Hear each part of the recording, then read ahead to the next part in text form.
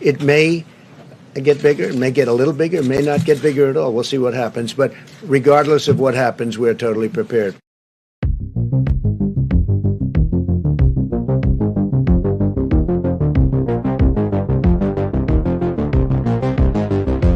Butts.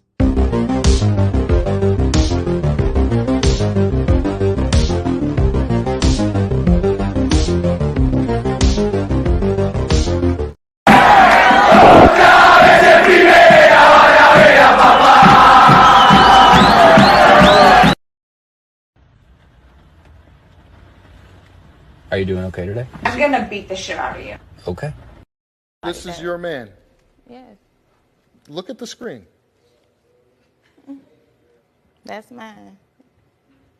And And I'm gonna stick beside him. that's what you're going to settle for. I'm gonna stick beside him. My wife, one of the luckiest women in the world, and you could not convince me otherwise. You really couldn't. It doesn't matter what you say, it don't matter how much money you make. My wife couldn't be luckier, man. What up, comic book fam? It is time for another FOC and chill. We are back for another one. I was tired. I'm not gonna lie to you. I was putting my kid to bed and I had thoughts of just laying down next to her and just going to sleep too. But no, I needed to do this thing. I need to do this live show. So we are here tonight to talk about whatever y'all want to talk about. I am here for it. I don't really have a lot of stuff burning in my soul, right now. There's nothing really, any big topics that I'm trying to really get into, but a link is in the chat. If you guys got anything you guys want to talk about, I am here and ready to let you guys direct the conversation. Absolutely. I will say one interesting thing. Well, before I get into that, let's say what's up to the chat here. We got my homie, my fellow chief, Trev in the hizzy. Really hope to see you next year at Heroes Con. Would love to get down with you, or not Heroes Con, but Planet Con.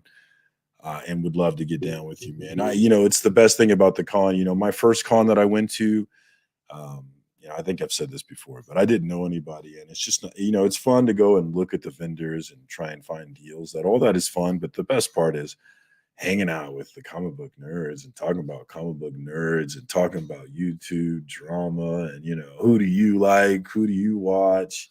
I love that stuff, man. All that juicy stuff, what people really think, man, I get into it. But what up, Trev? Back to the point. Chaos in Comics. I got beef with Chaos in Comics. This dude told me that my meme whale was dried up, but then I go and look at his channel and this dude is reading a book on a swing.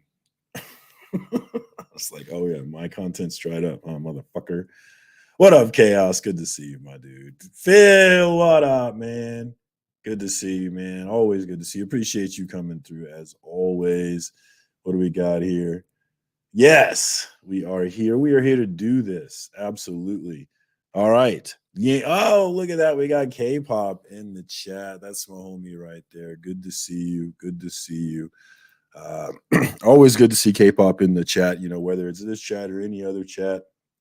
And, you always hope that she jumps on because she's always a good time, man. Oh, we got my guy Bleeker in the house. I have been enjoying your slab or not to slab series. I enjoy things that bring the community together and highlight the community and points to different people doing different things in this community. And the professor character and the voice that you do is fun, man. So I'm enjoying that stuff. Definitely check that out over at Bleecker Street Comics.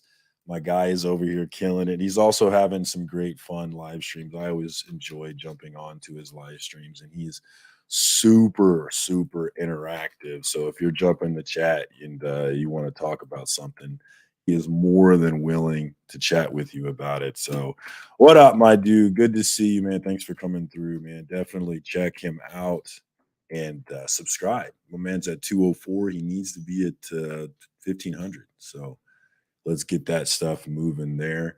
All right. What else we got? We got Ben Compton in the chat. Good to see you, my dude. Thanks for coming through. Naman, I think I skipped you somehow. What up, Naman? Good to see you, my man. Always good to see you. Link is in the chat if anybody's got time or the inclination. So the only topic that is on my mind recently has been Aaron over on Instagram. He runs a little page called Josh's Comics. It's a page that he runs in memory of, I think it's his brother, I believe. I'm pretty sure. But he has become quite a bit of an anti-influencer, but he seems to be a self-aware one, which I always appreciate. He seems to be aware that he has become an influencer, even though he's very much anti-influencer. But the interesting thing that's been going on for me, at least recently on Instagram, is he started this thing called the Dark Hawk Week. And this guy has been, adamant about no FOMO, about not following top tens, about, not paying attention to them and all these sorts of things. But this week, this guy is directing everyone to go out and purchase the Dark Hawk #1 in the effort of pushing Dark Hawk #1 onto top tens list. And the argument being, hey, these top 10 lists are BS and they can be manipulated. And we're going to show you that they can be manipulated by manipulating them ourselves. And it's such an interesting thing in terms of the conundrum of the situation, I think. And because you have a guy who's saying, hey, don't pay attention to these influencers. Don't go buy books because they tell you to, but also go buy this book because I'm telling you to. And you've seen some people in his comments. I know, like I saw Rob's Fat Stack say, I get what you're doing here, but no, I buy what I want. I'm not going to go buy Darkhawk, man. But then there's some other people who've been gung ho about, hey, yeah, let's get it on the list, man. And if you're doing it and you're self-aware, then I can probably clap for you. But if you don't see the conundrum, if you don't see the paradox, if you don't see the mirror, then I'm probably making fun of you. And I've been watching this thing, like, I'm always going through memes and I have a bunch of videos stocked up, and I'm always trying to come up with ways to frame these videos in terms of, saying something funny. And I am definitely paying close attention to that whole thing to see if he has any effect on it. And if he does, it's going to be hilarious. And I'm definitely going to have some memes about comic book collectors being sheep, because if Darkhawk #1 pops up on a list here, I do think it would seem to confirm that we are in fact sheep, because I think there is definitely a sheepish sort of streak to comic book collecting if you pay attention to how things work, the top tens, and how things ebb and flow, and how if you pay attention, you will know that if you buy a book while it's on a top 10, you're going to pay more than you would pay if you just waited 6 months. So there's this exploitation of FOMO that seems to be inherent in our hobby. And we see comic book companies exploit that all the time. I know we talked about it last week with Beckerman, but how they reboot, instead of going into the high numbers on a series, they consistently are rebooting it. I've got like 3 Silk series since I've gotten back into this about 3 years ago. So, and the multiple variants and all that. And, we complain about it, but there has to be a reason why they do it, right? It's because we buy that shit while we're complaining, or at least somebody's buying it. So, and I can't spend my time worrying about the people who are propping these things up. I think a lot of these anti-influencers are trying to influence you anyway. They're trying to tell you what to do as well. And I don't know if all of them are exactly aware of it, but I think Aaron at Josh's Comics is. But yeah, that's really all I had. That's my spill on that thing. Let's see what we got going on in the chat now. Let's see. We got a guy. We've already done this with Yarn Man. Tell me more about this. I don't even have any clue what you're talking about. Want to all come out with their own. Well, the thing about top 10 lists is they have to matter. Right. These top 10 lists, anybody can come up with the top 10 lists, but if nobody cares, nobody cares. And that's another thing I'm not sure influencers understand is like people like Comic Tom and other entities who have built up a following based on you know, I'm reluctant to say it, but based on the credibility they've built, right? I don't think if they were complete complete sleazeballs, it would be difficult. I mean, you can do it, but it's difficult to do that and maintain, especially in such a closed community like this one, or not closed, but small community like this one is. So that you can make your top 10, but like, does anybody care unless you have done something to build a following? And that's why I have a problem with people who are tearing these influencers down, because these influencers they've built something, and there's a reason why people are coming to them, subscribing to them, following them, buying from them. And maybe those reasons don't appeal to you, but it doesn't mean anything about the people it does appeal to. It doesn't make you better than them. It doesn't make you a part of the real comic book community as they seem to think they are a part of. But yeah, I don't know anything about this yarn, man, and I don't know anything about ASM 110. So hey, what up, Durs? Good to see you. Check out Durs. That's another channel that is popping. It is popping way hotter than this channel. So definitely check him out. If you like this channel, you definitely like that one. Let's see. Oh, they got a mention on Comic Tom's. I'll have to go look for that because I'm fascinated by it. Like, I'm fascinated by what he's doing. I'm fascinated by what are the comic book collectors going to do. I'm fascinated by how the larger market will respond to it if it's in fact effective, what he's trying to do. Because if you look at his following, I mean, he's no chump. He's got a decent following, but it's not a massive following or anything. So I don't know how effective his gambit is going to be, but we'll see. I would love for like a month or 2 months later to come out that he had dumped a ton of Darkhawk One. Oh, I would love it. Oh, I can meme. I got memes for days. If that happens, that'd be hilarious. I need material. I need things to make fun of right now. I'm cold right now. I've been sending memes to my meme quality control team, and they have been shitting on everything I send them. I am failing. I'm not funny right now. I don't know what to do. Yeah, and it's like I said, that's what I'm saying, Phil, is it does seem like it's inherent in the business. And I wonder if the business could function without it. Could the business function if we didn't have them hyping some first new appearance in the next Amazing Spider-Man #7, which is coming out tomorrow? Everybody's hyping this one. I don't know, a Spider Boy or something. I mean, I don't care, but everybody's hyping this and saying, "Hey, go buy this book." People are going to buy multiple copies, thinking that maybe they can flip it sometime later, and maybe they will. They probably won't be able to, but maybe they will. And it just seems to be how this thing works. And while we watch it all work this way, as you said, since the beginning, you have all these people who seem to be angry about it and they don't understand why the sun continues to come up every day, is how I feel about it, right? Like, the sun's coming up, dude. Get over it. That's kind of how I feel about it. Love it. I mean, everybody do your top 5, but if you got it in you, but in terms of actually making an imprint, I think you got to be one of these big dogs. And that's the thing that, and that's absolutely true for me, Phil. He says over time, experienced collectors learn to recognize the money grab. And it absolutely is true for me.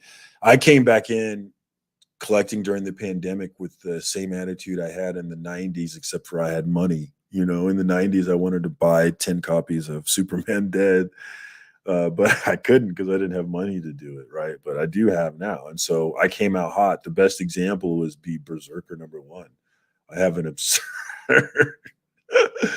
I have an absurd number of copies of Berserker #1. There's no reason why I kept buying that book, but I just did. I kept buying it. I was hype about it. I was excited to be back in comics. I was excited to be like, hey, I can buy this, whereas when I was a kid, I couldn't. So there was just all kinds of things going on that led me to just being really hype and overbuying the hell out of Berserker #1. But then I began to, as you said, you collect for a while, you begin to see patterns. especially, and I like to plug this guy, and I'll plug him again. But JP's Budget Collecting, especially if you start to watch a channel like him, who will cover the top 10 list and pretty much poop on all of it, and then he'll also cover the top 10 list 6 months ago, and show you the evidence that these books they don't maintain value. They don't. And he's really starting to offer more numbers on his series, which I've really enjoyed, and giving overall numbers on the top 10 6 months ago in terms of the money. 2 made, 2 kept value, 8 lost value. It's always like that. I mean, most of the books lose value, but yeah, when you start to look at those things and you see, wow, that book was $50 a week, 6 months ago, and you can get it for 15 now. You see that enough times because it's pretty consistent. There are exceptions to that rule, but it's very much largely consistent. And so I think that it is inherent in the collecting, and I think that there's a, and I see it myself too, like there's a hoarder aspect of the collector where, like, I don't go out and buy a bunch of copies of a books so much now because I think it's going to be worth money and I can flip it. I buy a bunch of copies of it because I just love it and I want to be able to give it away and still have multiple copies. Like, there was a recent John Boy, was it John Boy Myers? I think it was John Boy Myers cover for Something Is Killing the Children that I absolutely love. And I just bought 5 of them. Why? I don't need 5 of them, but I have 5 of them now. And if somebody else loves it like I love it, I got 5. I can give one away and still have 4. I mean, that's why I do it now. But there is that aspect, that hoarder aspect of, let me get 10 of them, that I think might be inherent in some of us in our collecting habits. And I think maybe it's necessary to keep this train running. I don't know. I have no idea what you guys are talking about with this army and shit. I really don't. I'm gonna give you guys the chat one more time, see if anybody wants to come here and tell me what the frick you guys are talking about, because I don't know. Sexy list bleak. I think I don't want to get weird, but I've a sense of chemistry, man. A sense of chemistry. All right. Hey, Buckworm, what up? What up, C-Bizzle? Good to see you, my dude. Good to see you. Oh, look at this. Melodope Comics. What up? That's a new name for me, man. I'm have to check out what's going on with you, man. Good to see you, man. Thanks for coming through in here. Couch, and that's my guy right there. What's up? Oh, we got greetings. We're gonna get to these. We're gonna get to the FOC if you guys don't want to gossip about anything. What up, Kyle? Good to see you, my man. What did you say? Please tell me Beckerman isn't on the team. He is on the team, man, and he is a saboteur. Like, I'm just gonna tell you guys straight up, I'm butthurt. So I added a new person to the meme quality team, and whenever I send a meme, I get crickets. But whenever the new guy sends a meme, Beckerman's like, "Oh, well, that's really funny." And maybe Beckerman thinks it's really funny, but maybe Beckerman's trying to stab me in my heart, and it's so effective. If that's what he's doing, it hurts. It hurts. Beckerman, it hurts me on a regular basis. What up, Kyle, man? Good to see you, my dude. Hey, Kyle's on a live too. We're doing the double live. What's up, my dude? Of course you did. Of course you did, because we're all sheep. Hey, guys, grab us Amazing Spider-Man #7. There's a first appearance. Okay, we'll go get it. I'm not any different. Don't believe me. Don't think for a second I'm trying to say I'm above it, because I'm not. I might go buy me one of those things tomorrow, actually, anyway. I'm going to try not to, actually. I'm going to try not to. Yeah, that's I think you're talking shit with that one, and that's fair, because that is a consistent theme, but it's a gold mine. And I think about it this way, Chaos. I follow Funny Degenerate on Instagram, and I get a lot of inspiration from them. They give me a lot of great videos following them, and I like to use their separate self-deprecating sort of humor in terms of where they're super into gambling, and it's kind of absurd how into gambling they are, and they are constantly and consistently making fun of it while also still being proud of what they're doing. And that's what I'm trying to do with mine. Is it's kind of absurd what I'm doing with these comic books. I couldn't logically explain it, but I'm having a blast, and I love it, even though it's probably not the coolest thing in the world to everybody. Let's see what else. Man, Melodope. And people know Melodope. I need to find out Melodope. Man, I need to get up on this guy. Phil, I'm skipping Spider Boy. Marvel will milk it. They will milk it, and there will be a high print count, right? I mean, the print count is not going to be small on that one. We've got actual Dracula, and I wonder if we're going to see some other individuals pop up as a result of this guy popping in. We shall see. What up? What up, Adrian? Good to see you, my man. Everybody loves Drac. Funny guy. And I'm hoping to put together a team for the comic book awards this year of me and Drac and definitely Tyler from Whack Comics and just some people who are trying to be funny in this game. And we're gonna, spice up the skits, man. I'd like to spice the skits up this year, man. Hey, what up, aggressively relaxing? Good to see you, my dude. Good to see you. Hi, Aaliyah. Good to see you, my dude. Man, get all the cool kids popping in here, man. What's going on? What up, Brian? That's my guy right there. The man, the myth, the legend behind the CBC Awards. The first year. Who does this guy think he is? The third year. Hey, what's that awards thing about? How do we get signed up for it? Let's go. Love the evolution of the awards, man, and really impressed with what you've done there, Brian, and the growth of it. And I am excited to see the growth continue because it is just a small piece of this community, but I think we're due for a much bigger, still a small piece, but a much bigger piece this year. And we'll keep it rolling from there. So excited about that. Funk Comics. What's up, my dude? That's another new name for me. 814. What is the 814? 816 is Missouri. Oh, look, we got Chris in here. What's up, Chris? What's up? How you doing? What's up, man? Were you talking shit on me, you motherfucker? I mean, I guess I'm always a little bit of a smart aleck. Sometimes I could tell. probably should be careful. If it ain't broke, then don't try to fix it. That's what I say. That is what I say. What's up, man? How you doing? Frozen. He's doing Frozen, it looks like. Frozen. Oh, he's back. Hello? Am I back? Yeah. Yeah, you're back now. And IG What's up, knows Chop? because you're always at the top. You bearded, a couple other guys On the top of your feed? on the top of my feed. I guess I watched the whole meme, right? So it's like this guy likes these memes. That other guy, One True Nerd King, that guy seems to always. I think they're It just does easy. that to you. It does that to you. And I tell you, I was just looking at my feed because I like to go in through and just love everybody's comics because I love this stuff. Well, I was noticing this Raymond Verse 2.0 was like every other post in my feed. I'm like, why is this dude dominating my feed? I mean, he's funny, but geez, come on, man. Who is it? Raymond Verse like 2.0. Apparently, he must have got his first one banned or something because he is a little risque, a little right wingish sometimes, but he's funny. But you must be reading. You must be watching his whole. Yeah, dude, I check stuff out. Because I spend a lot of time. There's a lot of memers out here in this game for various subjects, and so I'm always just going through them looking for inspiration. Yeah, definitely. And I didn't mean that.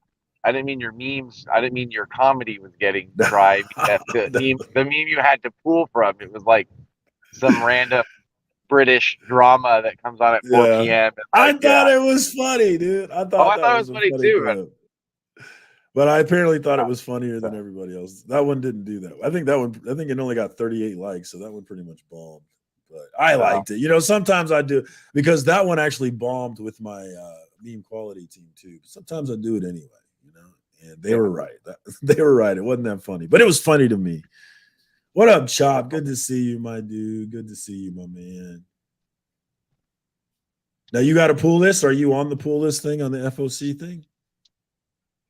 Who, me? Yeah, you. You're the only person in this chat right now. Oh yeah, that makes sense. Are you talking about with Previews World? That was my old comic store used to do it through Previews World, so I don't have the pool list on Previews World anymore. I don't do it on Preview Zero. I just use them to figure out, and then I send it to my LCS to say, hey, please don't forget to add this for me. Speaking of the devil, there's Tyler. What up? What up, my guy? Good to see you, dude. Good to see you. So before I get into these comics, did you have any thoughts on the influencer, and Josh's comics pushing Oh yeah, Dark Hawk that's number we one? we did this like maybe a year and a half ago with Yarn Man, which is like a comic you would Who's find we? in the dollar bins. I was probably Who's more a B character in it, but it was like Old Wolf, the late great comic jabroni who's passed away. oh man, Who else was it? that's a dope John's name. Comics with Kids. John's Oh, that's Comics my with guy. Kids. So we pushed. They pushed Yarn Man. I put one up for at the height of it. I just for the hell of it, I put one up for $100 on eBay, and I got a $80 offer from it. I'm pretty sure it was Two Brothers guys because they knew it was me, and I didn't accept it. That's I was funny. like, oh, I don't want this to really fire stuff up, so I didn't accept it. It probably would Yeah. have. So when you say you did this, was it with the same purpose that Josh is doing it with? With hey, we're gonna manipulate this thing. Yeah, basically. And there's it's lost in a chat now, but there's a funny video of Bueller. I don't think Bueller realized that who Old Wolf is, right? He's in a bunch of pictures with John over the weekend, but Yeah, I saw there's those. Yeah. so there's a funny stream where Bueller doesn't like the idea and thinks it's dumb, but I don't think realizes that it was Tony Old Wolf that did it, that started it. So you know, That's funny. I think we're on the same street, but yeah, I it's love me some Bueller. yeah. That's fun. So did it ever go anywhere? I didn't. I have to remember what happened. It didn't actually make the top 10, but they did mention it on Comic Tom. They saw what we were doing, and that people were pushing Yarn Man, and they mentioned Fire Guy Ryan had to mention it, basically. Okay. So And I then thought Comic you were. Tom was like, "Oh, I didn't realize this was happening." You know what I mean? So I you thought know, you were saying they mentioned the recent one, which I am super interested if they are, because I am fascinated by the whole thing, man. I think it's interesting, the whole influencer thing, and it's funny. I think it's ripe for memeing too, very ripe. yeah. I All mean, right, a lot of it's coming out of the Whatnot stuff, right? Like people are just angry at Whatnot, the can anti-influencer.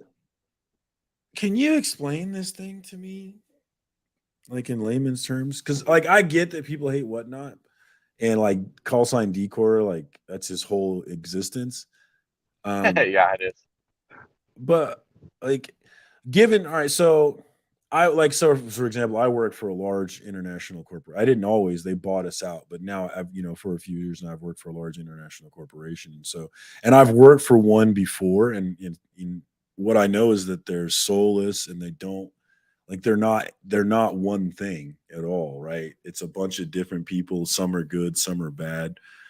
So it's weird to me Yeah. when people point to Whatnot and they act like it's all one thing. Like when it's a bunch of different people doing different things. And so if there's a seller you don't like doing things you don't like, then you go find the ones that you do like. So I don't understand all the animosity. Maybe Well, you I could mean, help. number one, it apex during The acetate gate. pandemic. Oh yeah, I know that fired up the recreational outrage farming. Yeah, that's where it apex, and then a lot of it is just the guy that started it was the original top 10 list, and Tom. That's how Comic Tom got sort of popular, was doing theirs, and they sort of took it away, and then so a lot of it is just like I think if it was, or this industry was big enough that you just were a faceless corporation, but a lot of it is just people feel like they're getting shammed by the community. You know what I mean? That's I In think the what feeling way? is. Shamed how? Like they bought something they regret buying? No, well, yeah, that and like Mr. Bolo and all of those were like that. I mean, those guys, the guys that did Whatnot, were old comic book community people. They were all speculators. They're always speculating, but those are old comic book community people. So I think there's Speaking that feeling. Speaking of speculators, what up, Empire Comics? Good to see you, my dude. Definitely check out Empire on YouTube. Always got some interesting spec to think about and consider and maybe go buy. We also got C Bizzle in here saying he took Whatnot off his phone since he was spending too much money. And that's my problem with Whatnot, is not that it's some sort of evil entity. It's that app is way too good and way too easy to spend money on. I got on that thing and spent a bunch of money pretty quickly in some auctions. And I was like, oh my God, that was fun as hell. And I could do this every day, except I don't have enough money to do it every day. So I had to take it off. I had to take it off my app, not because it was a bad app, but because I would lose my life on that thing probably. Yeah, same with me. I did I was sitting on auctions and buying. I think one thing it did good for was that it took all I mean, YouTube used to be inundated. The community used to just be all auctions on YouTube. So it sort of moved them all there. So that's I never watched those either. I never watch auctions on YouTube because I never have money. I never have money to spend. So why would I be watching an auction? I have thought about, like, have you ever thought about doing Whatnot, selling on Whatnot? No. I mean, I've thought about it, and I think about a lot of things, but I just don't. Like, for me, this is like the comic buying is a relaxing thing, and reading and talking about it. I've sold some stuff, but I really don't want to deal with the selling, with the shipping and the shipping griping and selling. And call sign decor getting on his radar. Yeah. Oh yeah. God forbid you're successful at it, then everyone will hate you. So, yeah. And Phil, this is the mode that I'm in my,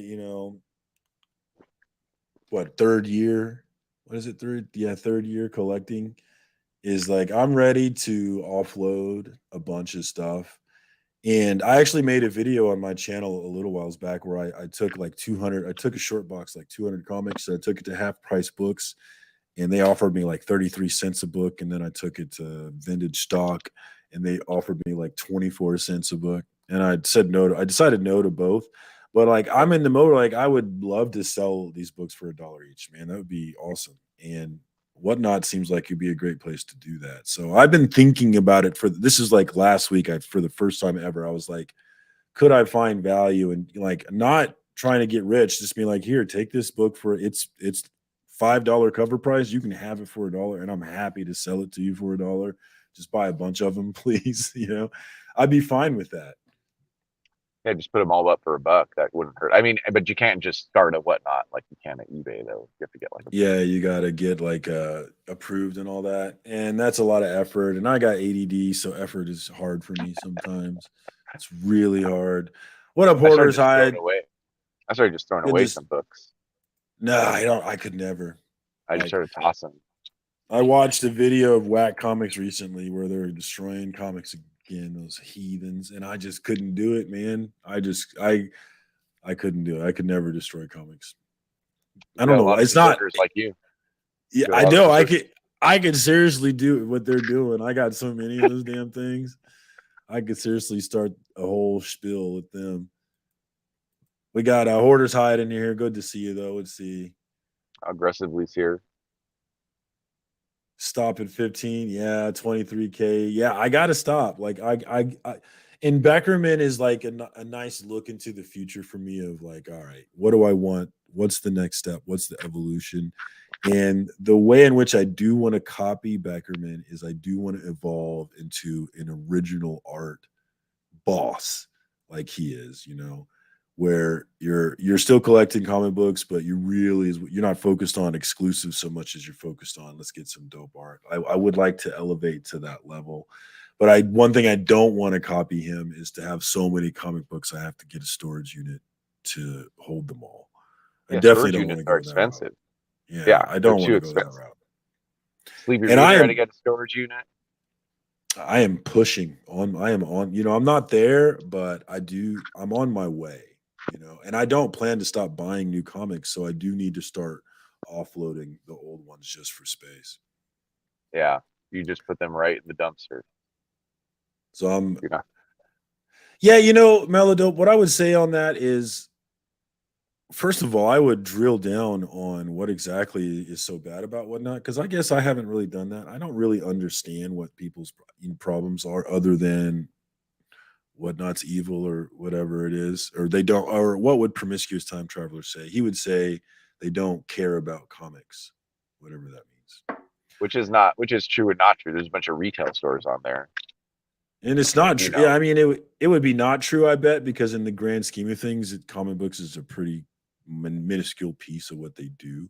So it probably is true. That's true too. I mean, but what is that part? But practically, what does that really mean? I don't understand really. I mean, it's just a place to sell stuff, So I mean, some people are using drip. Some people are using drip now. That's like a Whatnot. And what would make that better than Whatnot, right? Like, why are they better? Well, the reason it would make it better is that there are generally enough people there. There are fewer sellers, so you wouldn't be up against. You're a different situation, right? You just want to sell a bunch of stuff for $1. Yeah.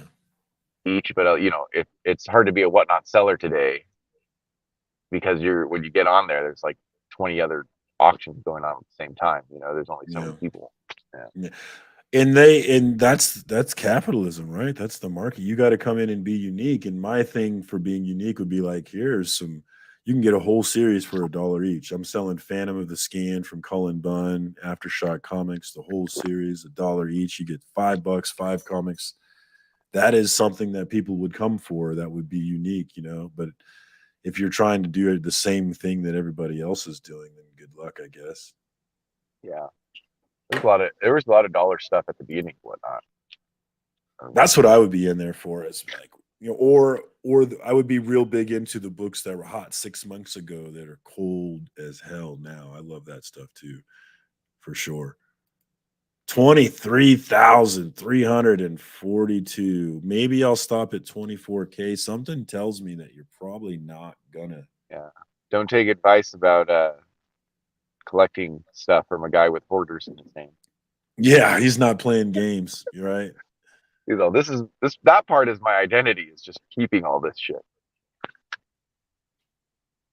Yeah, and that's the advantage of being these guys, these big guys who've sort of gotten these networks together, who can consistently have a show for hours. Like, Comic Tom, I don't actually get on there, but he runs all day, right? Like, they have a show all day on Wednesdays, and they're selling books, slanging books all day.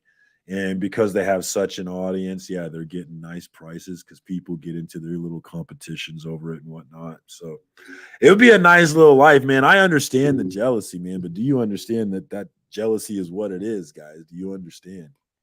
Because I'm jealous too. Jeez, man. I would love to. I'm not jealous. Seems like a waste of time. The money they're making? Nah, the money they're making? Nah, bro. I'm a fan of money, though. I'm not above it at all. Like, that's the thing. Like, I've said it many times before. I was like, I would love to make it in this game to where all y'all hate me because I'm making money. I'll be ready. I'll be like, I'm gonna still love you guys, though. Don't worry. You guys are gonna hate me, though. I'll be out here getting paid. I mean, not really. That's never gonna happen. But that's how I would take it if it did get to that level. We'll just start your own top 10 hot stream, and then just start selling on Whatnot. Start with these like little books, just so you can get a following. Tell you what. Sell shoes like DJ Link says. Watch a lot of Gary Vaynerchuk, like Comic Tom. You know what I mean? And then a year and a half or 2, you'd be doing that. Man, I tell you what. I had gotten into a flow on my channel. I was doing a top 10 list, and I was working hard on these, trying to present artists and writers in the books. And I'd done it for a year and a half, 2 years, and I looked at my audience and my numbers, and I was like, all right, yeah, I'm putting a lot of time into this, and it's not really getting the reaction that you would hope to get if you're putting in that amount of time.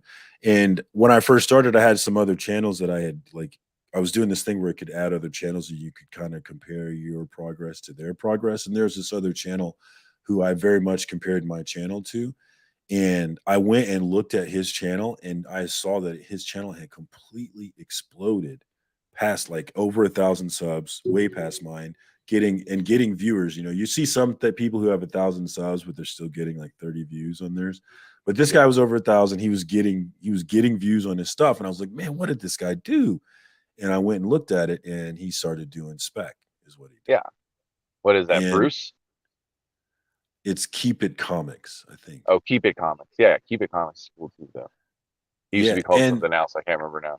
Yeah, 3C, yeah, something like that. Yeah, but he's really and I like that dude. Yeah, he's got great energy. I like that dude. But I looked at his channel. I was like, oh, so he started doing spec, and so it kind of changed my whole attitude about my channel. I was like, all right, so I'm putting in all this effort on this stuff, and it's not really getting the effect. And I see this guy's doing mostly low effort videos, but it's just about spec, and he's getting real reaction from it. If I were to do his stuff and then put high effort into it, then maybe I could get to where he is. And I shut down my channel as I tried to think about what I was going to do in terms of making my shit a spec channel. And it ended up being just a shutdown of my channel because I just couldn't get the give a fuck to do it, man. You know, and in order to do this stupid YouTube thing, you got to have a passion for it. And I just could not contrive the passion for that spec shit. So it shut my whole plan down. Yeah, I couldn't do the spec stuff. I like it. Being a reader. Yeah, I could watch some of it occasionally, but then I get annoyed with it too. But I like it. Reader. It's fun for me. I like it, but like I'm not consumed by it. I don't want to know every detail and you know every theory. I don't want to be that dug into it like that. So it killed my whole plan of becoming a spec channel. So I'm still trying to figure out what the hell this stupid ass channel is. But in the meantime, we're just having fun and making stupid memes about spending money on comic books. And we'll, I'm still doing the comic book story time. Actually, I'm sure Chris is gonna. That's pretty good. I'm sure Chris is gonna have a episode here soon enough. I actually got Becker to finally agree to record another episode because Becker was supposed to be my featured speaker, and I just haven't been able to sign him up. But I finally signed him up. I just haven't recorded with him yet. And I know we got local wrestling this weekend, so I don't know if we'll be able to get it this weekend either. But we'll see. I'm excited about local. He got me into local wrestling. It's a scene, man. Yeah, we go to this, what is it, Central States Wrestling. It's this Saturday. We have another event. And it is this local hokey doke thing. But thing that the people watching is fun. But now that we've been like, this will be like our 6th or 7th time going. And the thing that I've started to really get into is like, you go this many times, you start to see the same people. You start to get like, you start to vibe. You start, the story. You get into the storylines. You start to know the wrestlers. You start to vibe with the culture of the place. And I'm real big into culture. I'm real big into culture. Like I'm the kind of guy who gets jealous of other cultures sometimes. Like, there's been like I remember, what was that movie? Crouching Tiger, Hidden Dragon. I think no, it wasn't that. No, it was Memoirs of a Geisha. It was Memoirs of a Geisha, is what it was. And I watched that movie and I was in love with that girl in that movie. And it made me obsessed with Chinese culture for a while and just like kind of jealous, like jealous in the way like I wish I was like I was into it and I knew it and understood it the way people that were into it and understood it were. And the same thing like when I would go to Oklahoma with my college football friend and go to his farm and shoot guns and ride 4-wheelers. And I'd find myself getting jealous of this culture that he knew so well, of getting up early, jumping on your combine tractor and driving and then going to school. Like there's a culture to that. And I get jealous of not understanding and being and feeling those cultures. I just get so fascinated by them. I forgot what my point was, but so someone timestamped this because this is basically Marcus saying that his channel is going to turn to a local wrestling channel. Local wrestling. Yeah, that was my point. I forgot why I started talking about culture. But yeah, I'm into culture. And there's definitely a culture to this local wrestling scene. And the first time I went, it was about the people watching. But now it's like, these are my people. It's the same thing with this comic book thing. You're like, y'all are my people, man. Let's do this. Like, we're into the same thing here. Not everybody's into this thing. Other people would probably look at us and call us kind of weird, but we're all here together. So let's be weird together. That's my whole vibe with it. I like it. Speaking of the devil, most of my friends are not comic book guys, so they do think it's weird. None. None. Yeah. Beckerman, like in terms of friends I had before this comic book thing, none. I've gotten a couple to read Something is Killing the Children, but yeah, none of them are like, yeah, let's go to the shop every Wednesday. Nobody thinks I'm cool. We'll put it that way.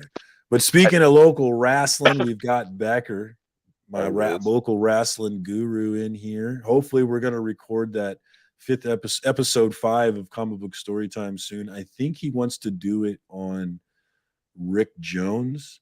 Dark Hawk Is that one. his? Did Josh's comments to do Dark Hawk one? I don't know if I can get that guy. We do DM each other a little bit, but I don't know if I got it in with him enough to be like, hey, do this episode, because it's a lot.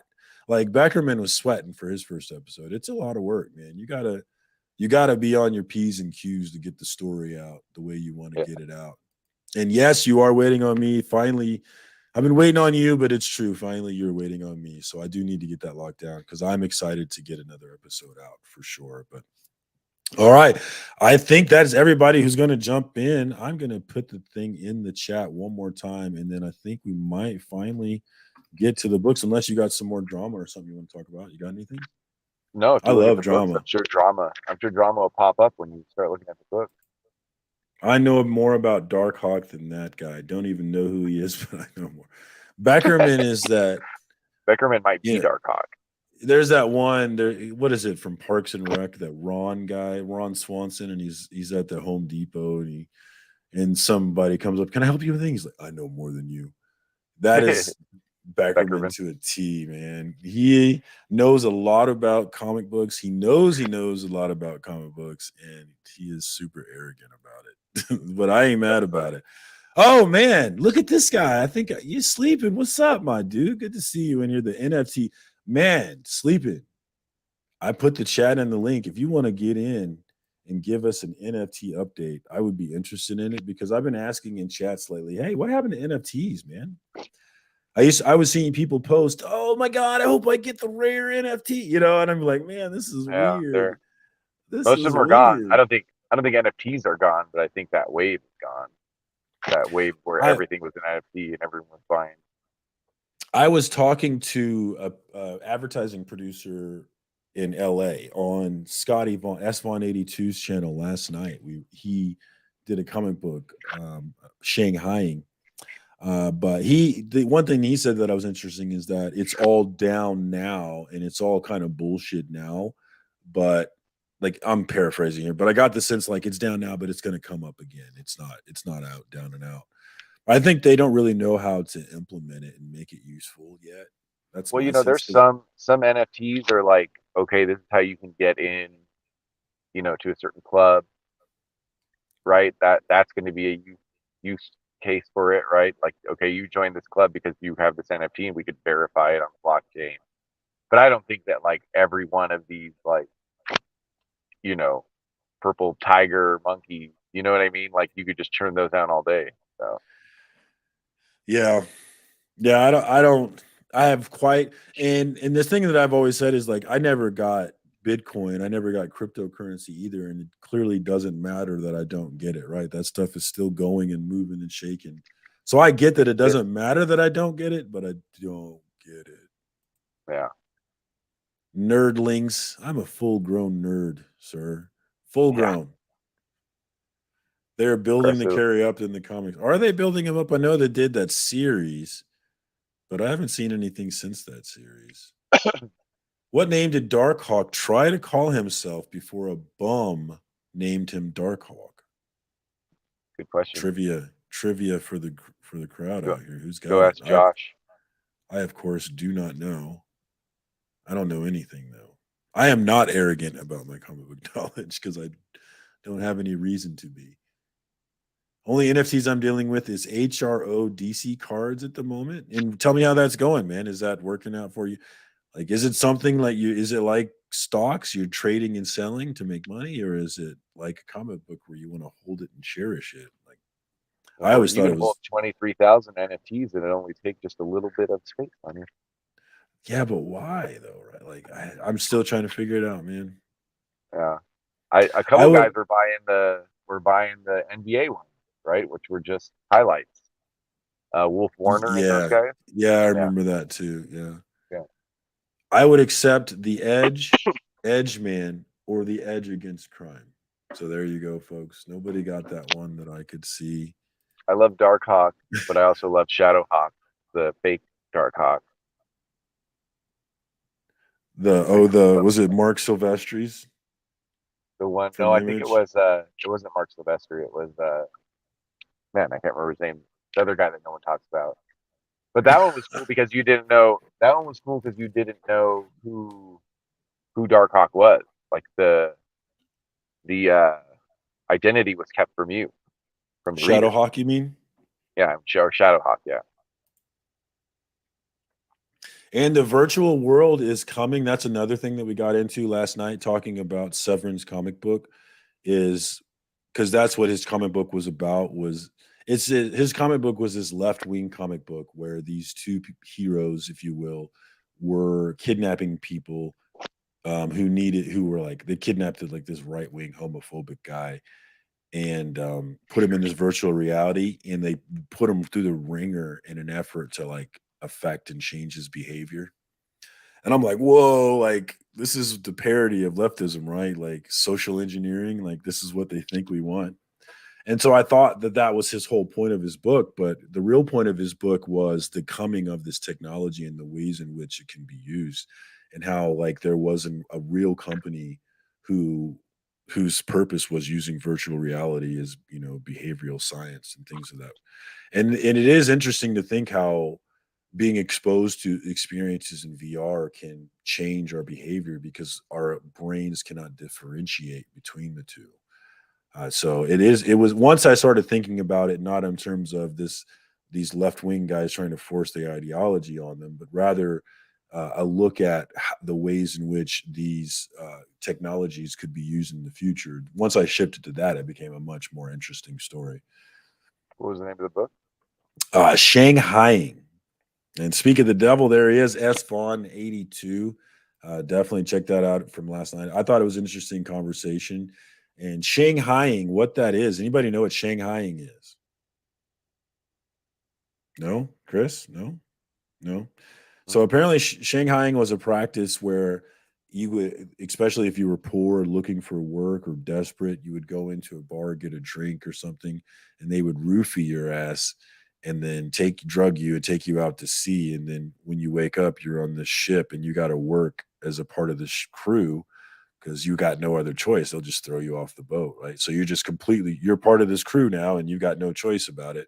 And they would do this because they would need people to, work their ships. And so that's what the story was about, is these people were Shanghaiing these right wingers to social engineer them. But it was interesting to think about the coming of the VR. Like, have you seen the movie Ready Player One? No, but I know No. what it is. And there's a book. I read half the book.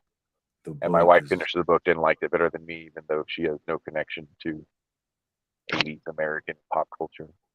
She didn't like it, or she did like it? No, she loved it. I loved it too. And yeah, there's a lot of 80s pop culture in that bad boy. But the thing that I loved the most about the book was the ways in which the Oasis, or the metaverse, as Facebook is calling it, or whatever it ends up being, the ways in which it will change us and the way in which we live our lives. And one of the examples I gave last night that I was that's in the book, but not in the movie, that I hated, was that in the beginning of the movie, you get this sort of high school story feeling where he's hanging out in high school, but it's not a real high school. It's a virtual high school. So he's plugging in to go to class. He's plugging in to hang out with his friends. And he goes to class, and instead of like sitting in the classroom, which you might spend some time in the classroom, but instead of talking about the pyramids, you're going to go to the pyramids, and you're going to go to the pyramids when they were being built, and you're going to see actual ancient Egyptians. It's going to be a completely different learning process. I get that. I think the practical part that doesn't make sense about that to me, or like, for example, what the metaverse is for what we're doing now, is that like that you have to put on a helmet and you don't have access, to your senses of stuff going around. Like, I can, if my kids are playing or something, I could be on a stream, drop some smart I like comments, you know what I mean? But I'm not completely disconnected from what's happening around me, right? That's my issue with the metaverse. So definitely all the education stuff, everything you said. But as far as like we're all going to be plugged into it, you know, that's a little bit tougher just on that sort of practical level, you know, right? Like, why part of the reason why everyone's plugged into it in the Ready Player One world is because of the deterioration of the real world.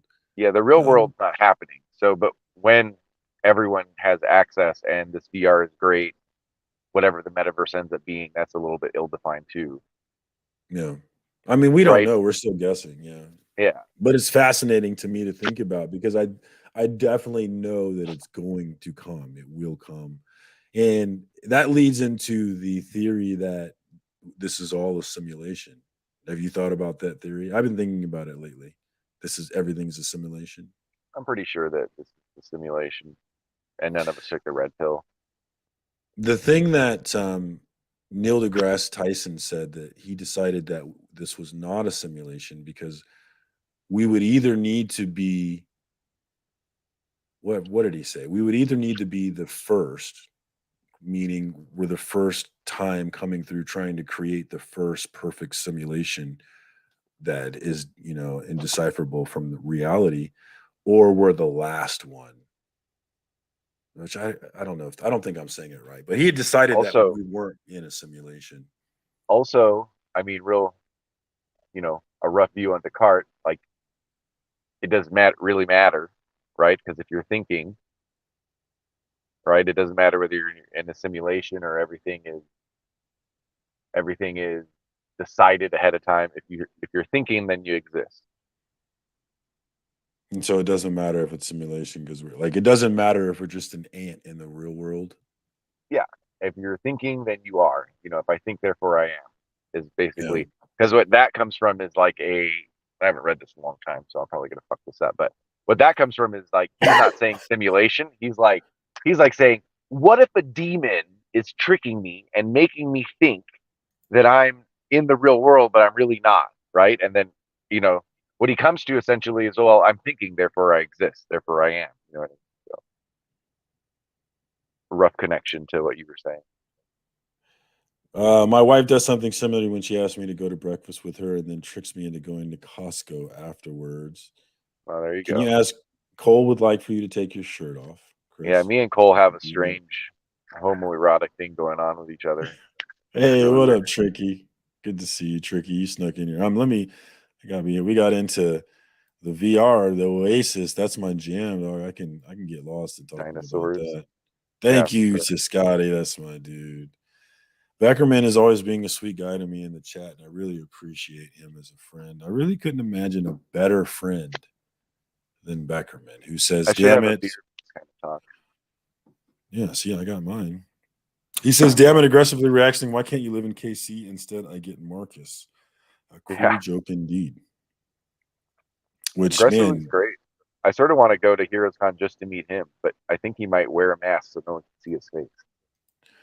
Yeah, I have aspirations of going to Heroes Con. I decided not to. I decided to spend the money on like going to Legoland with my kids. So. I believe this too. That's how it is in the Oasis. Is that everybody works in the Oasis, and the thing that's another super interesting thing about the Oasis is that, and it hasn't quite happened in the world where like you can make money in a video game, but that money doesn't. I mean, you can find ways to transfer it into real life money, and I have actually in my life. But in general terms, it's against the rules. You can't really convert in-game cash into real game cash. But the way the Oasis works is there's a direct exchange rate between dollars and money in the Oasis, which that would be a game changer if you could make money in a video game and transfer it into real world. Well, there are crypto games out there. Like what? I don't know. I mean, I bought crypto early on, and then so I don't know that, but I don't know enough about it. But there are crypto games out there, and then that's what you're saying would have to really be through crypto, right?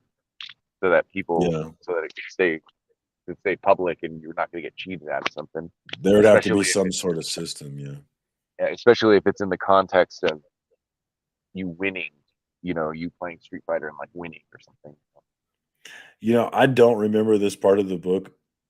I'm trying to remember it, but I can't remember this part of the book. Aggressive. I don't know how aggressively reads every fucking Star Wars book, reads a ton of comics, is on a Star Trek podcast, probably one of the bigger ones out there, is in everyone's fucking chat. He's also read Ready Player One. He's on top of it. Watches all the movies. The book is cheesy though. There's multiple super cheesy parts. Super, super cheesy parts of the book. So yeah, I got the feeling I was reading too much of a YA book. Yeah. But my wife loved it, which is awesome. Yeah. It is a young adult book for sure. It's for a young, but I loved it. I loved it.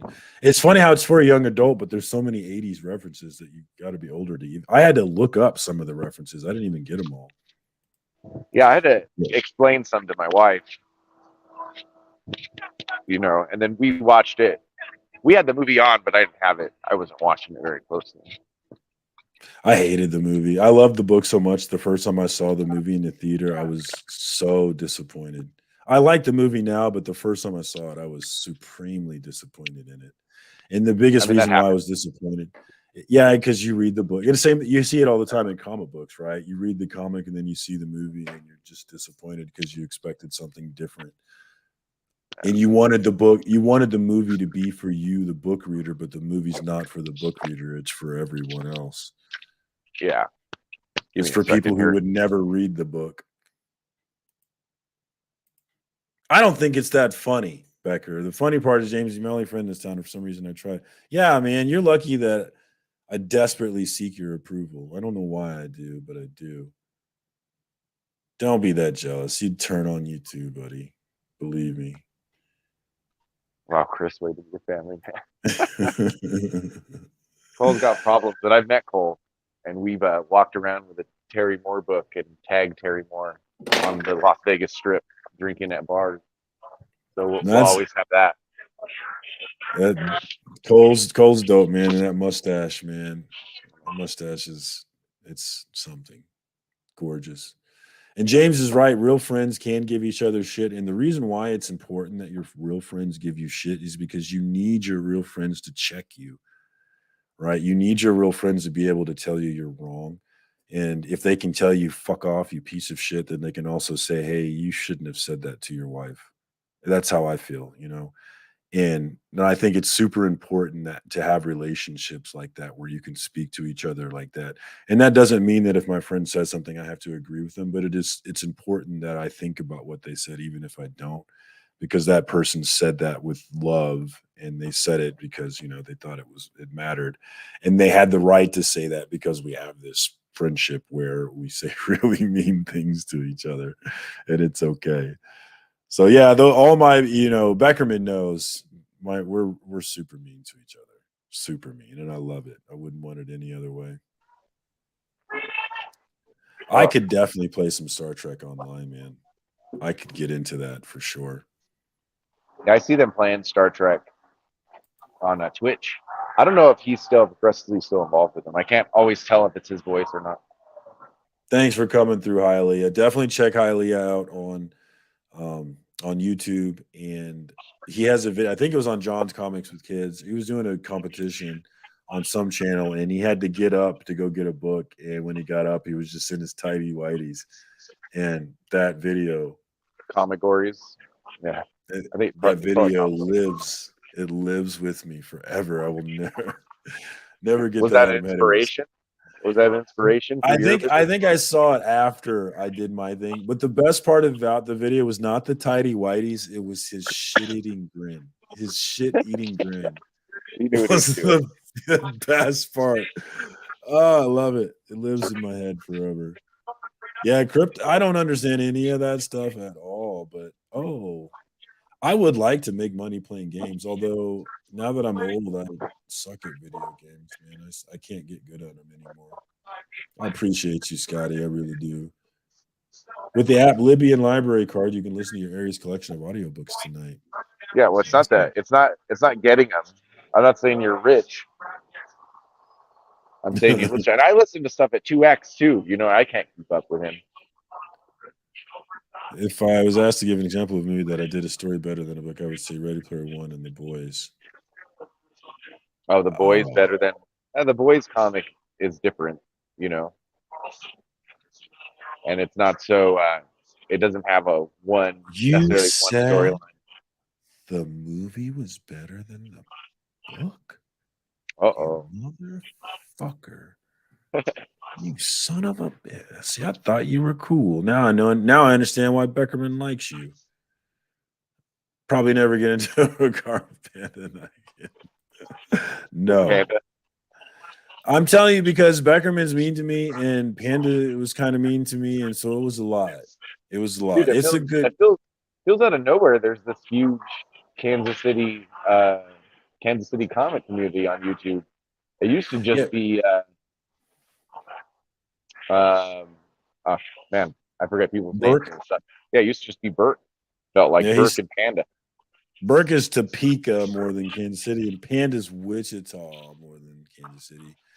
But yeah, really up here, it's me, Bobby, Beckerman, Brother Joe. In terms of people who jump in chats and stuff, and I can't think of anybody else really. Although I've been seeing some other names from people in Kansas City area, I just don't quite know. Well, Blake's Buzz is a Kansas City guy. He has a good following on YouTube and a podcast and stuff like that. He's a KC guy. I'll check him out. I'm down for the city, man. This is my city for sure. Yeah, he does a show with Cole. So don't worry. No, none of us watch Cole's channel. He's great, but you know. I always like the tales. I always like the tales from Mos Eisley Cantina short stories. I don't know what he's talking about. I think the library thing. I've never read the book, but I do love the Boys show, man. It is so fun. It's so good. The book is cool, but if you watch the show first, you're going to be sort of disappointed in what the book is like. Extremely gross and cartoony. The book is, or the show is dope, man. I cannot wait. Yeah, the show's great. Yeah. Has been flying over for 10 years. I helped run the biggest Star Trek online armada in the world. Man, I could get into that. I miss online gaming. I got to get my kids older so I can dedicate. Like I was playing EverQuest online, and then I had my daughter, and it took away my time to play that game. But I definitely want to get back. My son's addicted to Mario, but that's not online, obviously. Is that on the Switch? Just on the Switch, yeah. On Odyssey. That's all he talks about. All he wants to do. I'm gonna tell my wife we need to get our kids a Switch. Yeah. Wichita is actually a Native American word for trailer park. That's rude. It's also true. Wait, are you who's in Wichita? Is Burke in Wichita? Panda's in Wichita. Burke is outside of Topeka. Outside of Manhattan more than Topeka, I think, maybe. Oh, he's way over by Manhattan. Okay. My brother was stationed out there for a long time. Yeah, I guess I do remember people saying that, that comic book posers in that area too, right? I don't know. I'm not familiar with him. Oh, you don't know comic book? He used to be on YouTube all the time. He actually became a Whatnot. He was one of the first Whatnot channels as far as like people that they sponsored. Yeah, no, he's Kansas City too, comic book poser. He used to be with Cole and Comic Burrito all the time. Oh, Cole's been around that long? Cole's been around right around the pandemic when a lot of these channels started popping up. Yeah, that's when I started. Yeah, that's when I came through. You gonna look at books or what? All right, yeah, let's get to it because we're well into this thing. Let's actually speed through the books here. Let's see. More controversy with the books. Watch.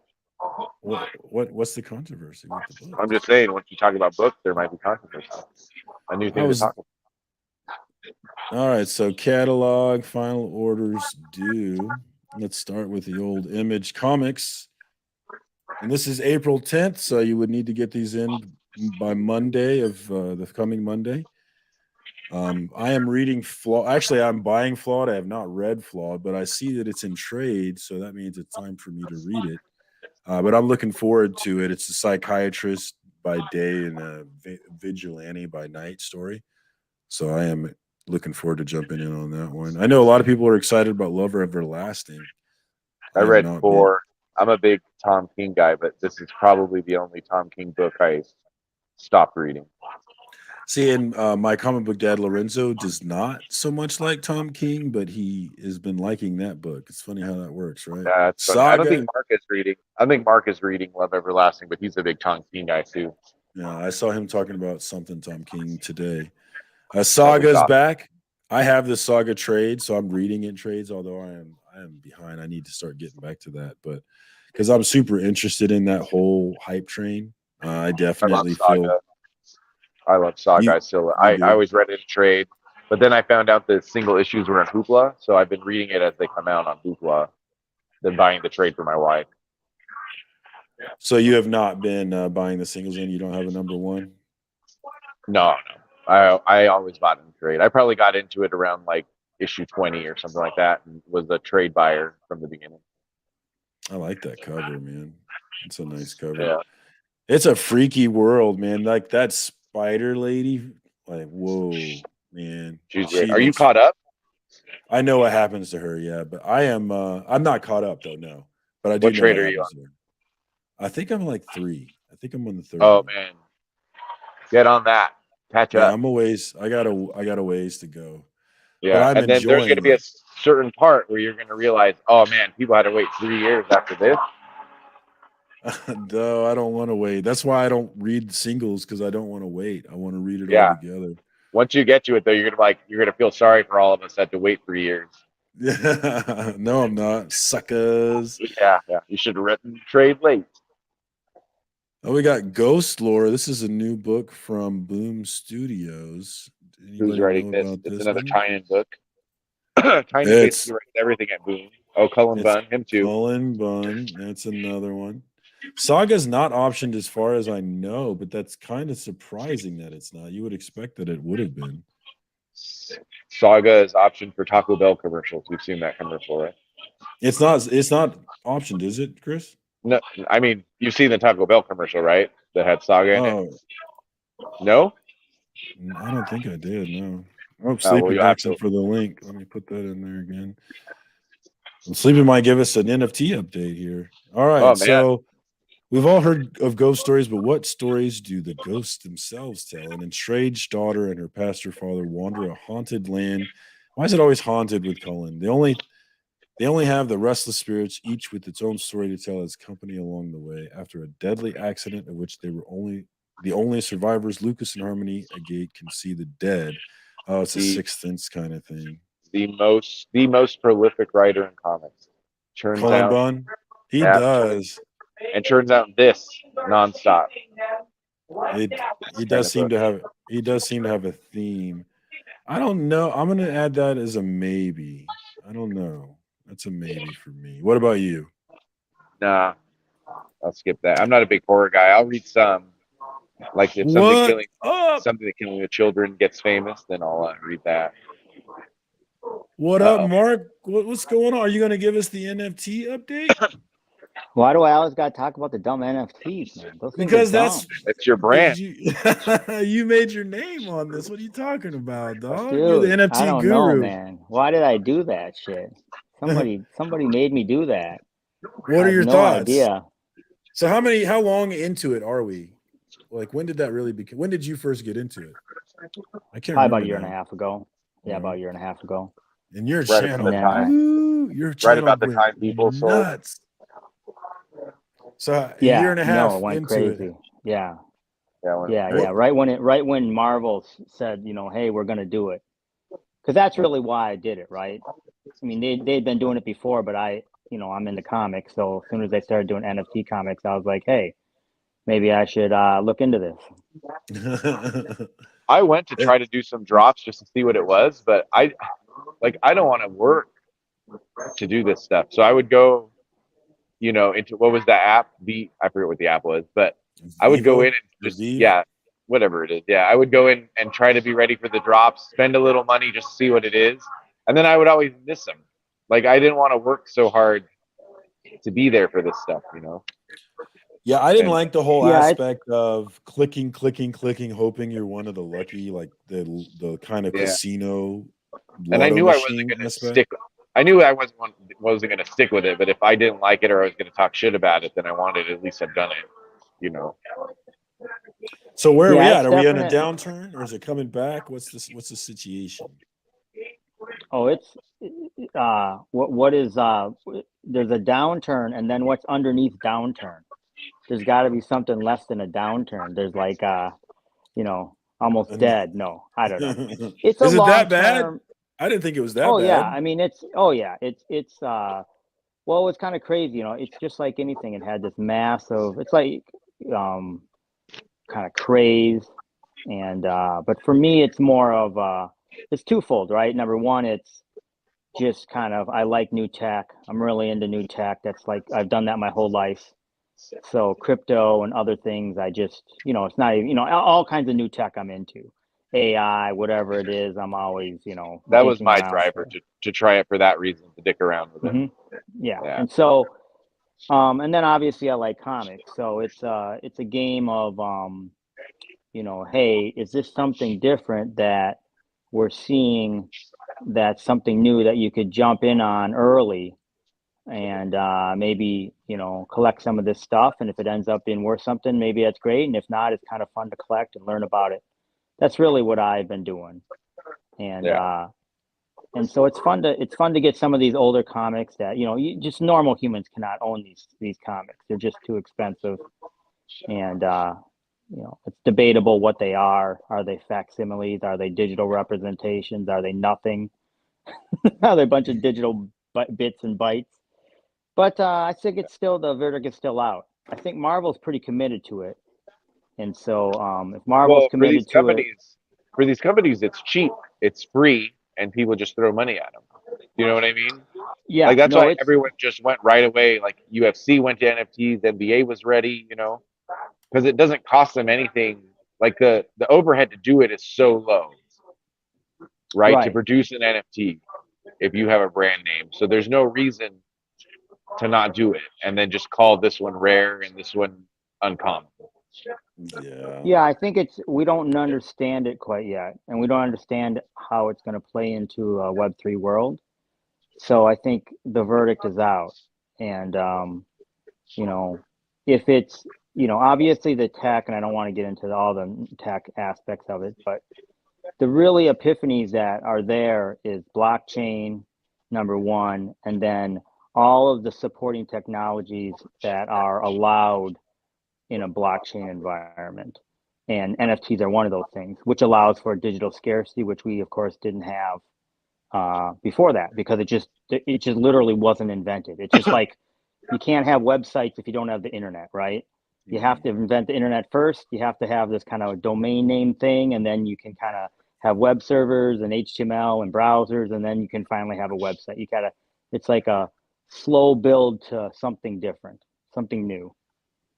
So that's what we're seeing. I think that's what's going to, I think the blockchain concept is what sticks. And then everything else is the new stuff, seeing if it'll stick off the blockchain. Yep. Yep. And there's clearly issues with it. It's immature, kind of like me. And so we're watching. Have you seen my Have you seen my Instagram page? Yeah, dude, I follow your Instagram page. Dude, my Stormy Daniels NFT is just skyrocketing right now. Hey, man, you got whatever works, man. Whatever works. No, so it's been fun. For me, it's just kind of a journey of following it. I try to inform people as best I can, and some people love me, some people hate me. It's all fun. Do you have haters? Oh, well, there's people that hate NFTs. Like, there's people that if you put NFT if you did a post about an NFT, you might get blocked by like 15 people that you know. Yeah, no, it's not as bad as it used to be. Right when I switched my channel over, is people that were like seriously crushing my intelligence, which is fine. My family does that on a regular basis, especially my kids. And then and then there were literally people that were genuinely concerned about me. They're like, dude, this is such a mistake. You're wasting your money. And so it's all good. It's all good. Yeah. And then of course we're all wasting our money. Yeah, I buy 5 comic books, 5 issues of the same comic book. Who am I? Yeah. Who am I to Right, say? right. So, you know, it's fun. I try to keep it fun and, you know, like you guys do and enjoy it. And I've met a lot of people, you know, there's a different community in there. There's a different community with the comic book. It's all different, meeting different people and having fun. What up, Kyle? Good to see you, brother. What's up, man? Camera's working. Uh-oh. We got the camera in the max. Oh, Beckerman is heading out for the night later. Beckerman, good to see you. Thanks for coming. He's gonna hit up a more underground wrestling that he doesn't invite you to. Southpaw Brad asked if you collected any other NFTs, Mark. Yeah, I do. I've gotten into a couple other projects. The other big one is so there's kind of two big companies that have signed. So Vivi is the company that signed Marvel and Disney. And then there's this company, Bat Cowls, with this blockchain called Palm. And they have done a deal with DC. So they have the DC Comics and the Bat Cowls. So I'm involved with both of those projects. And then there's a couple other ones like HRO and other ones that I have purchased NFTs. But, you know, there's so many projects. You can't keep up with. It's like comics, right? You got to pick which ones you're going to follow, or else it's too crazy. And since I'm more of a comic person, I'm obviously in the comic stuff. Yeah, Norin says he thinks NFTs will evolve into something else later. Yeah, and it will be, how do they apply them to the new technologies? That's the biggest thing. Is it's, you know, these are digital things that are kind of useless to a certain degree. You know, the one. Are you guys familiar with the Bat Cowls at all, or no? I'm not familiar with anything, honestly. Okay, so, I don't know anything. So there's these Bat Cowl things. There's only, I think there's 10,000 of them. So they're unique. Each single one is unique. You buy them. You could go there. It's a website. You go in there. You could, you know, they take your credit card. They'll take your money, right? And if you own one, they allow all kinds of crazy stuff.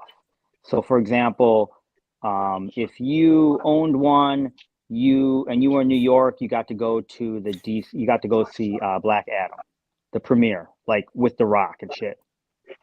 Yeah, that's what I said earlier. That's the use case. Is like, okay, now you're in part of a club, or now you can enter into this room or something. You know what I mean? That's the use case. Yeah. That's the beginning of something that's actually substantial. So you can meet Jim Lee.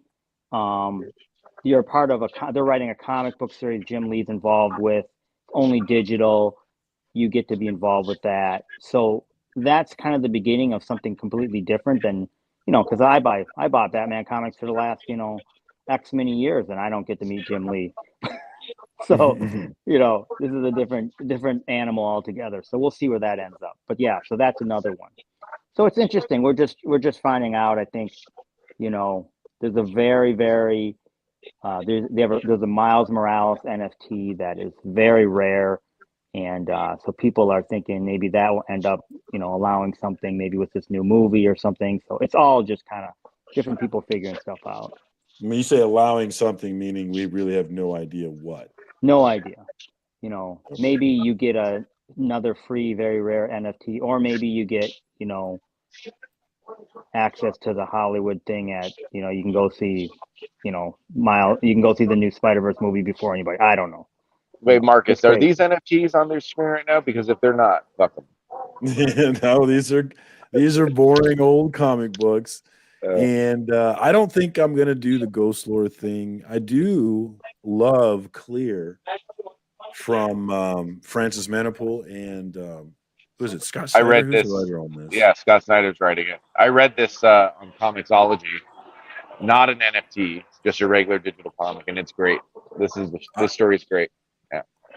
This story got me thinking about, like, the whole concept is it's in the future, and we have these sorts of this sort of technology that allows you to put this filter on your world. So if you're like me, you're going to put a sex filter where everybody's fucking everybody, because that's what I'm into. But if you like rainbow, mine would just be a sex fuck everywhere. Yeah. If you're into rainbows, all you see rainbows. That's my real life. So you put this filter on the world and you see it the way that you want to see it. And I at first I was kind of thrown off by the concept because I didn't really catch on to it. But then the art was spectacular, I thought, and then the story really got me into it by the end. So I'm locked in on this series. Definitely added it to my pool list. So you've only read number 1? That's all that's come out so far, right? Well, on it's already done on Comixology. So I've read the whole series, and so stick with it. It's good. It was my favorite of these. So Dark Horse is releasing all of Scott Snyder's Comixology books in physical, and this was my favorite one. So stick with it. Is Comixology dead, or is that still rolling? It's still rolling. Okay. I know a lot of people maybe were they were shutting down or something like that. Yeah, I don't know that. I mean, it's everyone complains. Yeah, you ain't just whistling Dixie. Yeah, but I love that. I love the Francis Manapul art in this, and I was thinking about the parallel to. I was thinking about the parallel to our real world, how we all put our own filter, even without this technology in this book, we put filters on our world, especially in terms of our consumption of news. If I wanted to see the news today one way, I would turn into MSNBC, and if I wanted to see it another way, I'd put it on Fox News and filter it the way that I want to see it, right? I feel like, so I'm interested to see how they play with it. I have the sex filter on right now, but it's just no one else realizes it. Oh, so I'm just gonna get in trouble. I'll tell you what, man, third grade, fourth grade, the first time I saw a hologram on Star Trek, you might have thought a kid would be thinking about all the toys he create. Nah, dude. I went straight to. Oh, you wanted to fuck the Doctor on Star Trek Voyager. You wanted to just fuck the Doctor. I Dr. Crusher forever, dog. She is. Oh, amazing. Dr. Crusher. I was talking about the Doctor on Voyager. That is a hologram. Oh, no. I never actually finished. I started Voyager and I didn't stick with it because I was like, man, fuck this. I want to see Romulans and shit. I don't want to see all this new stuff. There was not that many Romulans in Next Generation. Well, the first season they had just gone so far away from the normal stuff. Yeah, it was all new, dude. Voyager really gets going. Voyager really gets going when the Borg shows up. That's when it really gets going. Yeah, so, I need to go back and watch that. Season 2 or 3. I definitely. Are you guys watching that new Picard season or no? I'm behind on Star Trek. I am behind on it, but I hear that it's gotten really good, so I'm gonna go back. Yeah, I don't have Paramount, so I wanna. People said it's good. I started the first season, and the first season felt kind of cheesy to me, so I kind of fell off of it. It was super cheesy. I finished it; it was okay, super cheesy. Aggressively relaxing, who's the Star Trek guy around here, says that like season 3 is all fan service. Like you had to do season 1 and 2 to be serious, and then he says season 3 is just all, Star Trek Next Generation fan service. So, and I love Discovery too. So I'm still in the middle of Discovery. I got to finish that. I mean, he is old, man. He is getting up there. Picard is my captain, though. Yeah, we all have our captain. Well, I don't know. I think I'm a Cisco guy. I'm a Deep Space Nine guy. I think Cisco's my captain. Cisco is number 2 for me, but yeah, Picard is number 1. I never watched Deep Space Nine. Is that one pretty good? Oh, bro, you got to stop buying NFTs and spend your time watching Deep Space Nine. That's the best one. Deep Space Nine gets weird, but it's good. I like it. Yeah, it gets super weird though.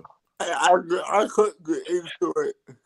You got to go back, man. You got to go back. See, I follow aggressively here. See, I repeated what he just said right here. I knew what he was going to say.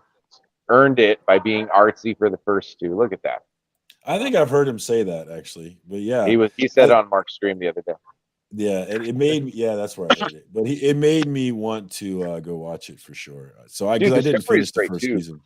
The Discovery is great in my opinion, and then there's Strange New Worlds. I'm reading the comic Strange New Worlds. Don't know what the fuck's happening because it's related to the show, and I haven't gotten to the show yet. I watched the first 2 seasons of Discovery. It was pretty good. I liked it. Yeah, I didn't give that one a chance either. There's a lot of people that don't like. There's a lot of people don't like it, but but they're bitches. You know what I mean? They're. I like that and Empire. Empire? Empire. I'm not sure I'm familiar with that one. It's supposed to be about the first captain, Arthur. Oh yeah, I never did watch that one. I didn't watch that one. I need to catch up on all of that stuff though, because I do love the Star Trek world. Although I never did like the first one, like the James T. Kirk. I never got into that. I don't James even Kirk think I've seen all of those. I've only seen a couple of those, I think. That's not my thing. Get them, guys. AR is an influencer, guys. Get them. Get rid of them. Where Monsters Lie. That's been a book that I've been on. Kyle Stark, I think, is writing that one. And I really enjoy the setup. It's this little community where a bunch of serial killers live. And it's been a nice set. I only read the first one so far. I still need to read the second one. But I really enjoyed this setup for that one. It seems like it could be really funny. So I'm definitely on that one. Moving on to IDW. Stop me if you guys see one that you're trying to get into here. I'm definitely interested. No, I haven't been reading indies. I've been just, hitting the Marvel ones. And I'm so far behind. It's ridiculous. Are you hyped for the first appearance tomorrow? Was it Spider-Boy? Yes and no. I'll get, you know what I mean. Yeah. They come and go. Yeah. That's all. That's the latest craze, right? That book, it only took me like 5 years to learn not to chase these damn things. Yeah. So we have Kevin Eastman here with the Last Ronin Lost Day special. I bet, are people hyped for this one? Are the TMT crew hype? It looks like it's a sequel, or it's coming on after Last Ronin.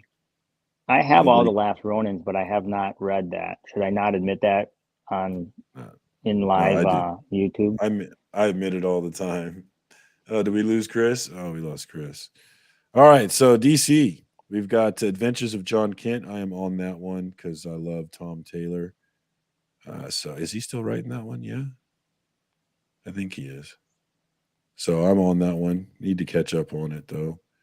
I like this cover right here. Who is this? Big dog. Valzad? Yeah. Got those pretty blue eyes. That's cool. I might cover her by that one. What else we got here? We got Batman fighting what we believe to be another Batman, probably. Anybody reading Batman? Ooh, I pull it. This. I don't read it. I haven't read it for about a year. A year, wow. I read Batman's first issue inside this alternate world he's in, and then I need to catch up since then. But I love this cover right here. That is nice. That is really nice. Who's the Art Germ? It looks like Art Germ, yeah. Yep, it's Art Germ. That's nice. It's probably a B cover and a 1 in 25. And I will buy the 1 in 25 if my shop has it tomorrow. I definitely, or when it comes out, I guess. Do your shop charge extra, or do they give it to you for cover? No, they charge extra. Yeah, for that one, it'll probably be 20. Unless it's a hot book, then he might put it at 30. Depends. How does he do it? Does he have you guys give baseball bats? You beat each other up for it, or what does he do? No, I think it's a first come first serve kind of thing. Okay. Yeah. If it's there when you show up, then you get it. Oh, what is this one? Let's check this one out. Oh, that's not as cool as I thought it was. I kind of like it though. Oh yeah, that one. Yeah, I've seen that cover. That's right. For some reason I thought that was a store variant, but I guess not. I like this one too. That's kind of old school looking. Who is that? Does it say? I like how League of Geeks tells you who it is. Previews doesn't really tell you. But I'm definitely, I pull the A and the B for Batman, so I'm definitely on that every time. You got big money, man. No, I can only get I wouldn't say that. I can only get the A. No. I don't have big money. I'm just a poor financial planner. Let's see. Batman vs. Robin, the hardcover. I'm not familiar with that one. Batman White Knight #1. I'm not on that stuff. I know people are hyped for that. Ooh, I like this 1 in 25 Flash cover right here. That's cool looking. You hyped for the Flash movie or what? I wouldn't say I'm hyped for it, but I'll definitely go see it. I hope it's good. DC hasn't really gotten to a place where I get excited for their movies, but I go see them. Are you pumped for it, Kyle? Uh-huh. Of course you are. Yeah, it looks good. I mean, I think it looks good. I know Mark is ready for it. I know. Famous last words. Yeah. I know. One more time. Oh man, look at that cover. I don't know how I feel about that. What do you guys think? I don't think I like it. Ew. Ooh, I thought I already ordered this one. I thought I already saw this on the list. But I am definitely going to jump in on this one. John Cena got me hooked up on Peacemaker. So we're going to get Peacemaker Tries Hard, the movie poster cover. Have you seen the show? Have I seen the show? Yeah. That's what got me into it more than anything was Suicide Squad and then the show. I haven't seen the show. HBO. I gotta watch that one. It's fun. I'm so far behind on all of it. Yeah. I just watched Star Wars Andor, so I'm way behind. I am way behind on Star Wars. I got to catch up on that. I kind of like this one in 25. Did you watch Andor at all or no? Oh, that was I have not watched Andor. I have not watched Boba Fett. I'm way behind. But what's going to happen is Boba Fett. I'm going to watch it, but what I'm doing, I'm waiting for Mandalorian to get closer to the finale, and then I'm going to binge all of it. Yeah. No, the Mandalorian season's been pretty good, and then Andor was really good. I'm surprising how good it was. Really, really good. Ooh, slow, but really good. Yes.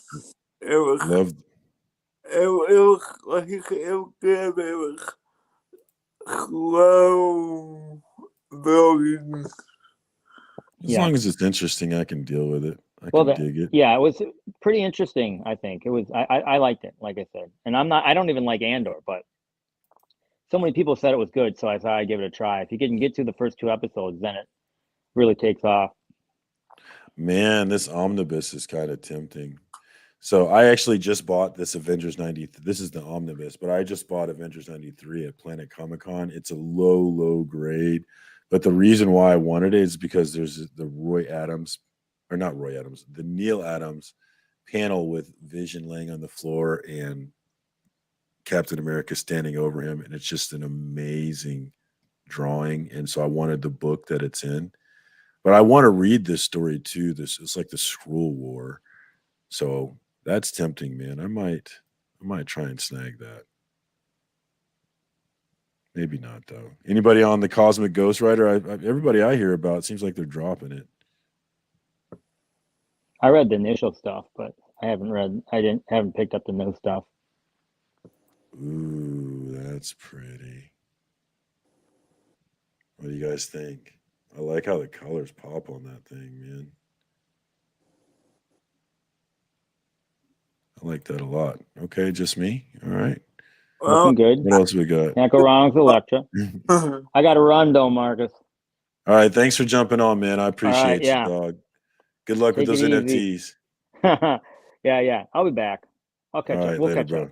Later. I like this Iron Fist right here from Inhayak. That is super nice right there. I think I might cover her. Yeah, we're going to cover her by that one. That is a keeper right there. What is that? Asian American Pacific Islander heritage. Yes, please. I know a lot of people like the show, but I like the show. Yeah? But be very careful. Well, we got Inhayakili has a few covers here. That's another nice one. I like his style, man. I know he's been out of the game. You haven't been seeing covers from him because I think he broke his hand or something. So we haven't been seeing stuff from him, but it looks like he might be back because it's been a while since I've seen his covers pop up. It's good to see him back. He's one of my favorite cover artists, man. He's really good. All right. What else we got in Marvel here? Anything? Miracle Man #5, Planet of the Apes, no thank you. Rogue Gambit number 3. No, thank you. Ooh, Silk. Silk is coming back. I am definitely going to add Silk. I don't know why, but I like Silk. So I'm going to add that one for sure. I'm down for some Cindy Moon. And what do we got? You got any cool variants? We got a Momoko variant. I don't look that cool, though. Ooh, what is this one? Derek Chu variant looks kind of cool.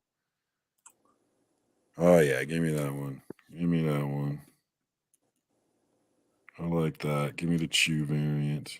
I like Derek Chu. I usually like whatever he's bringing. That's real nice, man. Give me 2 of them. Give me 2 of them. The player for the cost of the fireworks. I don't know. Is he? Or do you know? I was just asking if you see the player. Oh, no. It looks okay to me. I might check it out. All right, Wolverine, another Inhayak, but I'm not getting that one. All right, we're going to skip Dynamite because I don't buy Dynamite. Well, you know, you never know. Let's look. Let's just make sure there's nothing interesting in here. Disney villains. No, I'm good on that. Draculina, I'm good. Lord of the Jungle, I'm good. Okay, no Dynamite. Animal Castle is coming back for volume 2. And I will be adding that one for a volume 2. A little George Orwell story. Power to the people. I'm down for that. I like that cover too. What else we got here? Bell, Beware of Bitches, or Beware of Witches. Sorry, guys. Black Mass Rising, Blade Runner, Cartoon Puppet, Don't Care, Cartoonist Caravan. Wait, what is this? Cartoonist. Look you. The mysterious figure of Donna Katrina sweeps into a small town with her traveling carnival and tells a gathered crowd a dark tale. A father and son are captured by a group of militiamen who use terror to patrol the border. Their darkest moment, the refugees find a fierce ally. But can they truly trust a monster once it has killed the other monsters? Yeah, I don't think so. Yeah, I don't think so. What else we got? That's looking like it. Frank Frazetta. Gangsta Ass Barista. My comic book dad loves that one. It's always delayed, it seems like. Liquid Kill. Stop me if you see one, Kyle. I'm not seeing much here. I can't see it on my phone. Oh, okay. Well, all right. Well, then we'll just skip right. Oh, Red Room is back. Red Room Crypto Killers. Okay. We'll add that. I don't know how much I care about the story. I mean, it's okay, but I really am just interested in the art, man. His art is nuts. It's absolutely nuts how much work. It just seems like he is just putting maximum effort into every single drawing. What is Red Room? It's this like torture porn kind of book, like Hostel, the movie, if you ever saw that. But people get tortured on the dark web for money and tortured and killed and stuff. It's really gruesome stuff, but the art is just nuts, like I said. So I'll definitely come back for another round of that one. And plus, I like Ed Piskor. I will support what he's got going on. Shout out to Cartoon Kayfabe. All right, that's the end of the line. That is all I've got for today. We definitely went over today because we got to rambling about a bunch of stuff, which I am not mad about. I want you guys to jump in and get me rambling. I appreciate the chat. I kind of got to ignoring you guys because we were trying to get through these books, but I do appreciate the chat coming through. My guy, Southpaw Brad, can't wait to see you in Charlotte here this year. Nor and Rad, man, thanks for coming through, my dude. You've been a great asset in the chat, dropping knowledge. Aggressive, relaxing. I don't really like this guy because he's funnier than I am, and I don't appreciate people who are funnier than me. But other than that, he's okay. Oh, we got Rob. We got Robert coming in.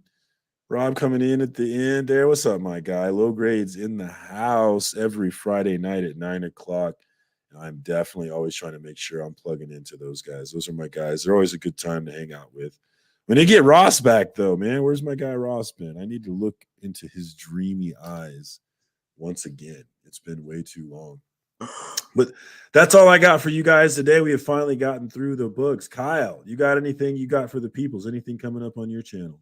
Well, tomorrow I'm going to go live and talk about Power Rangers because the main series that's coming out on Netflix is called Mighty Morphin Power Rangers Once and Always is coming out.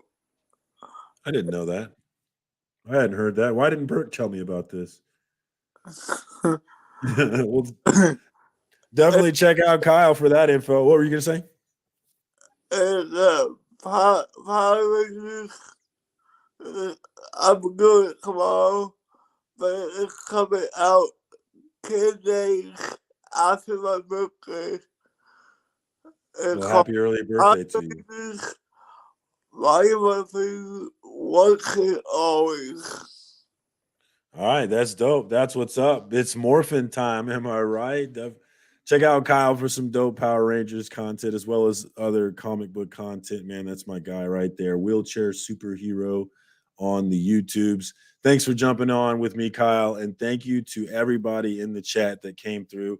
We had 25 people chilling with us tonight, which was super, super dope for my Rinky Dink channel. So let's keep this thing going. FOC and chill, or FOC and chill if you prefer, man. Thanks for coming through. We'll be back next week for April 17th, the 2023 pool list, man. Love y'all, man. Thanks for coming through. Peace.